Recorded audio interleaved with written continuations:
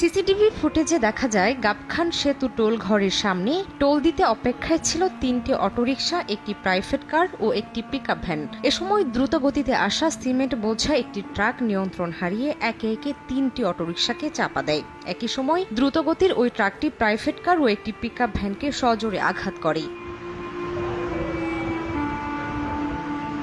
দুমড়ে মুচড়ে যায় প্রাইভেট কার, ব্যাটারি চালিত অটোরিকশা। ক্ষতিগ্রস্ত হয় পিকআপ ভ্যান ও সড়কের পাশে থাকা একটি দোকান। বুধবার দুপুরে মর্মান্তিক এই দুর্ঘটনা হয় খুলনা ঝালকাঠি মহাসড়কের গাবখান এলাকায়। এতে ঘটনাস্থলে প্রাণ হারান পথচারী সহ ১২ জন, আহত হন আরও ১৪ জন। তাদের মধ্যে বিয়ের দাওয়াতে যাচ্ছিলেন কয়েকজন। একটা মাইক্রোবাস ছিল, একটা মিনি ট্রাক ছিল।